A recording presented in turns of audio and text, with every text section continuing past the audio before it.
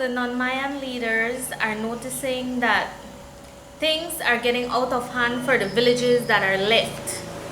That we have so many other ethnic groups that will need a space to live, but when we notice the map, 95% of our map from the bottom of Toledo is gone.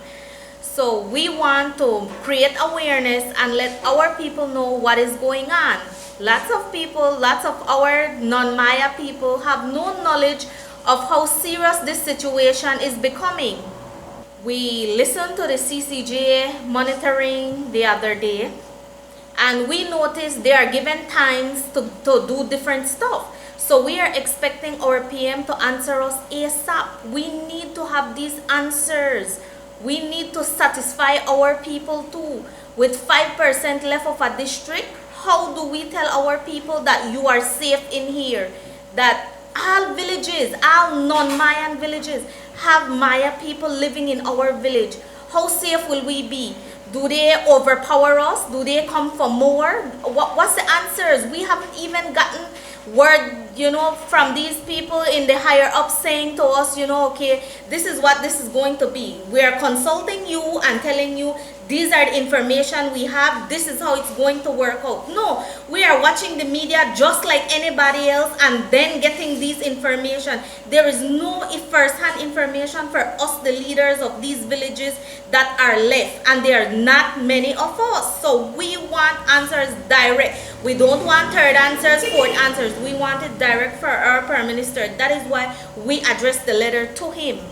Let me start from saying this. The first thing is that we have made contact to the Ministry of Indigenous Affairs. That's a ministry that is being mandated by the Honorable Dolores Belleramos.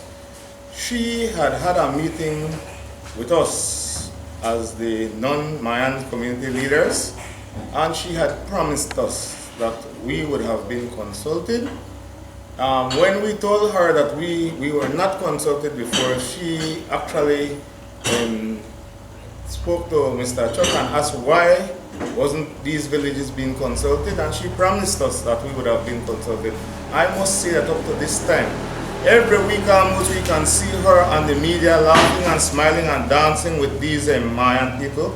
But for some reason, and I must say it, and I have to say it this way, I don't know if it's because of our complexion or our race or our ethnic group, but we're being treated unfair, we're being treated as if we're not Belizean. I am saying to the Belizean public, the entire Belizean public, look at these things, analyze it, see what is happening to us. I mean, throughout the country, because it is totally unfair. We are seeing things on the media, we are seeing meetings and sessions and even hearing at the Caribbean Court of Justice that we know nothing about.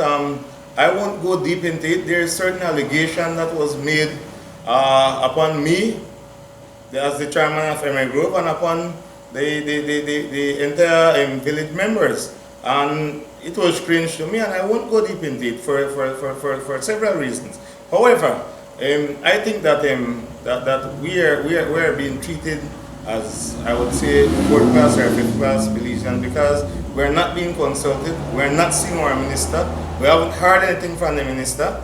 That's the reason why we believe that the Honorable John Briceño, our good Prime Minister, we actually turn to him, because if we are not getting the result from the person in charge and that was placed in charge of these stuff, then come on, then we have to turn to someone who we believe that will help us. And we do believe the Prime Minister will do so.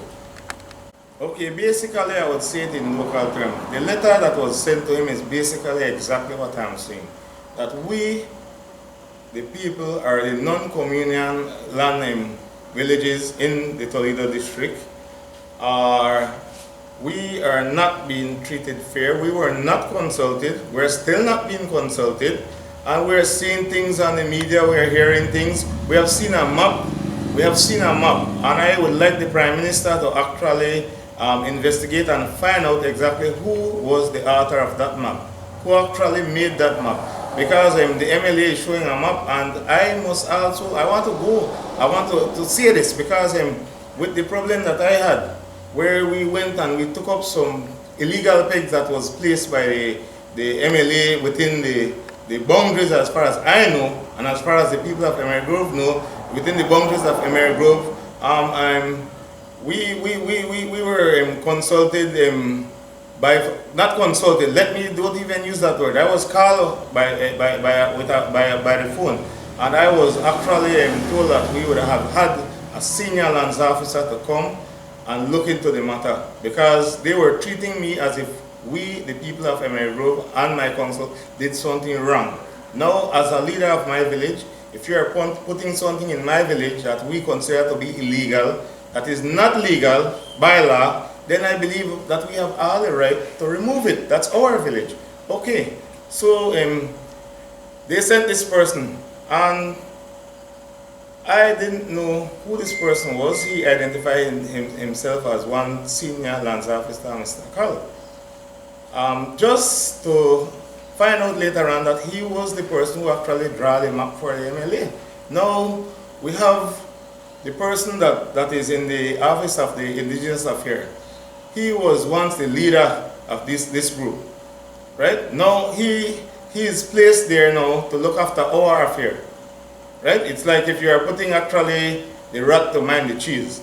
Then now we have the same person that they had alleged draw the map for the MLA will be the one that they will send down to look into our into our affair, and definitely that would never be fair treatment, right? So we know, we're certain that we're not being treated fair. We are not being consulted. We are not being. If the minister comes to Toledo district every time, and so far I don't know, I don't know, for some reason she seems to don't want to have anything to do with people like us. So I think she needs to come out and tell the country why. She needs to tell us why, and then we'll know what to do after that.